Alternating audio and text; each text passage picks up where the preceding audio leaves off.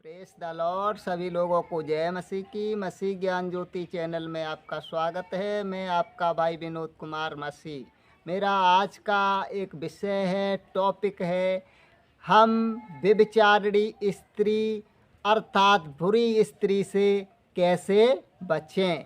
तो आइए हम वचनों के माध्यम से देखेंगे कि हम व्यभिचारिणी स्त्री बुरी स्त्री से कैसे बचें। तो इसमें हम नीति वचन 6 का 20 आयत देखेंगे। इस वचन में लिखा है, हे मेरे पुत्र, अपने पिता की आज्ञा का पालन कर और अपनी माता की शिक्षा को न त्याग। वचन कह रहा है, हे मेरे पुत्र, अपने पिता की आज्ञा का पालन कर और अपनी माता की शिक्षा को न त्याग।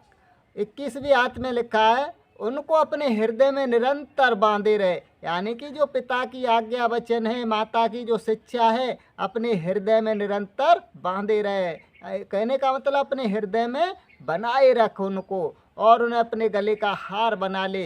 जो आज्ञा वचन है, जो शिक्षा है, वो गले का हार बनाकर पहन ले, जो हर वक्त तेरे गले में लटकी रहे। कहने का मतलब हमें हर वक्त अपने माता पिता की आज्ञा को और शिक्षा को हृदय में रखना चाहिए। परमेश्वर की आज्ञा वचनों को अपने हृदय में रखना चाहिए। 23वीं आयत में लिखा, जब तू चलेगा तो वे तेरा मार्गदर्शन करेंगी। जब प्रभु की हमारे अंदर आज्ञा वचन होंगे, माता पिता की आज्ञा वचन शिक्षा होगी, तो क्या करेगा? वो शिक्षा हमारा मार्गदर्शन करेगी। हमें बुरे भले मार्ग का ज्ञान वो कराएंगे, तो हम बुरे मार्ग से बचाएंगे। वचन में लिखा है, जब तू चलेगा तो वे तेरा मार्गदर्शन करेंगी, जब तू सोएगा तो तब तेरी रक्षा करेंगी। तो जो माता पिता की शिक्षा होती हैं, उनकी आज्ञाओं का पालन करते हैं, परमेश्वर के आज्ञा वचन होते हैं, हम उनको अपने हृदय में रखते हैं, परमेश्वर के आज्ञा वचनों के अनुसार चलते हैं, तो हमारा मार्गदर्शन करते हैं। इसी की 24वीं आयत में हम देखेंगे, नीति वचन 6 के 24 में, इनसे तू बुरी स्त्री अर्थात व्यभिचारिणी की चिकनी चुपड़ी बातों से बचेगा। तो इस वचन में क्या लिखा है कि कब हम व्यभिचारी स्त्री से बच सकते हैं? हम कब व्यभिचारी स्त्री या बुरी स्त्री की चिकनी चुपड़ी बातों से बचेंगे?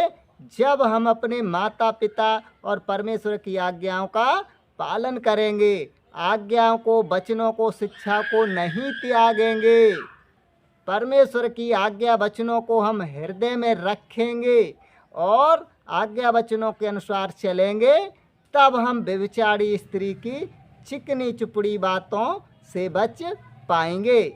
तो इन वचनों से हमने ये सीखा कि जब हम अपने माता पिता रूपी परमेश्वर की आज्ञाओं को मानते हैं और वचनों पर चलते हैं, तो हम व्यभिचारी स्त्री की चिकनी चुपड़ी बातों से बच जाते हैं। कब बच जाते हैं? जब हम अपने माता पिता की आज्ञाओं को और शिक्षाओं को मानते हैं, अपने परमेश्वर की आज्ञाओं वचनों को हम मानते हैं, हृदय में रखते हैं, उन पर चलते हैं, तो हम व्यभिचारी स्त्री की चिकनी चुपड़ी बातों से बच जाते हैं।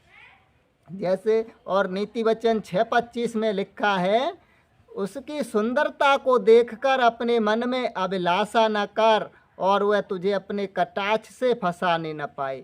यानी कि उसकी सुंदरता को देखकर, जो व्यभिचारी स्त्री है, बुरी स्त्री है, उसकी सुंदरता को देखकर अपने मन में अभिलाषा ना कर, बुरी अभिलाषा ना कर। कोई हमें मिल जाए, उसे पाने की कोशिश मत कर, यानी कि उसके लिए बुरी अभिलाषा मत कर, और न वह तुझे अपने कटाक्ष से फंसाने पाए।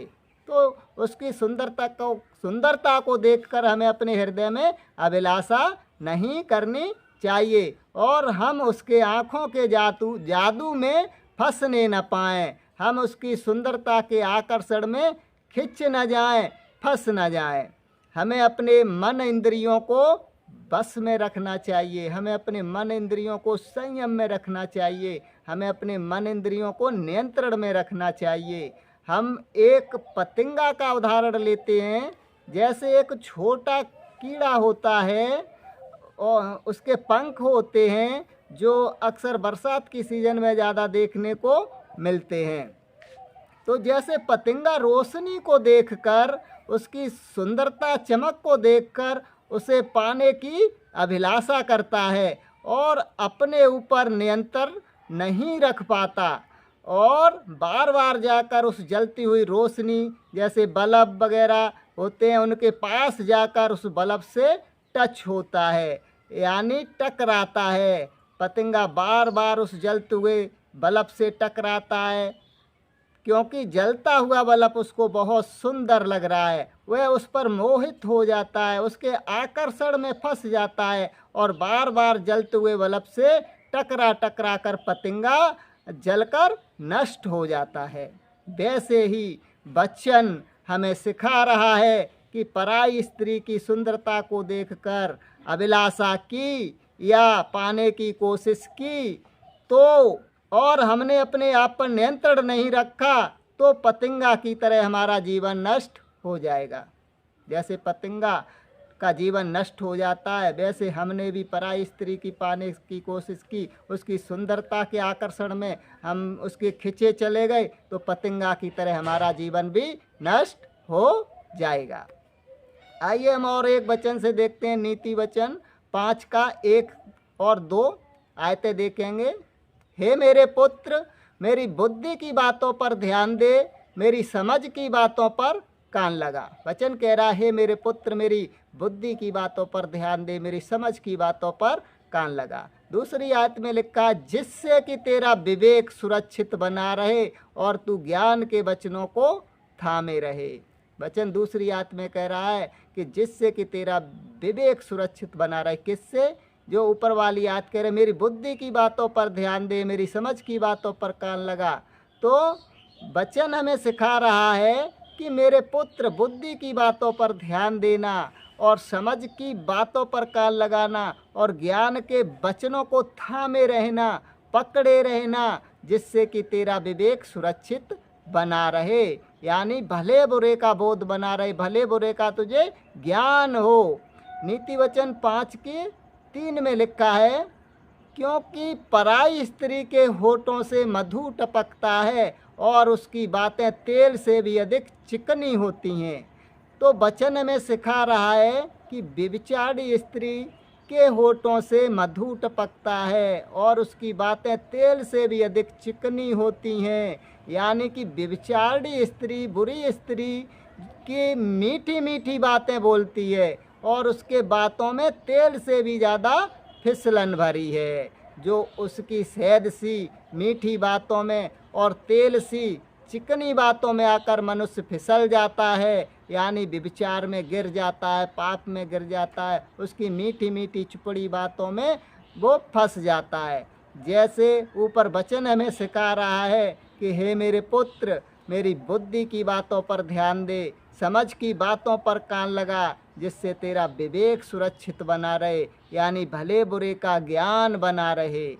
तो जब हम बुद्धि की बातों पर ध्यान लगाते हैं, समझ की बातों पर कान लगाते हैं, यानी कि परमेश्वर के वचनों पर ध्यान लगाते हैं और परमेश्वर के वचनों को हृदय में रखते हैं और परमेश्वर के वचनों के अनुसार चलते हैं, तो हमारा विवेक सुरक्षित बना रहता है।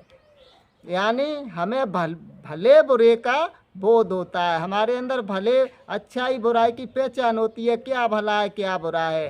कब? जब हम परमेश्वर के आज्ञा वचनों को मानते हैं, बुद्धि की बातों पर ध्यान लगाते हैं, तो क्या होता है, हम परमेश्वर के आज्ञा वचनों के अनुसार चलते हैं तो हमारा विवेक सुरक्षित बना रहता है, हमारी बुद्धि समझ अच्छी बनी रहती है, हमें भले बुरे का ज्ञान होता है। और जब हमें भले बुरे का बोध होता है, ज्ञान होता है, तो हम बुरे मार्ग की तरफ नहीं जाते हैं, क्योंकि हम जानते हैं कि यह मार्ग बुरा है, ये हमारे लिए अच्छा नहीं है और हम व्यभिचारी स्त्री के फंदे से बच जाते हैं और हम किसी भी बुरे मार्ग पर चलने से बच जाते हैं। मेरे प्यारे बहनों भाइयों, मेरा आज का यही संदेश था और मैं संदेश को यहीं समाप्त करता हूँ। वीडियो अच्छी लगे तो लाइक करना, चैनल को सब्सक्राइब करना, बेल आइकन दबाना ना भूलें, जिससे अगली वीडियो की नोटिफिकेशन आपके पास पहुंचती रहे। वीडियो को अधिक से अधिक शेयर करने में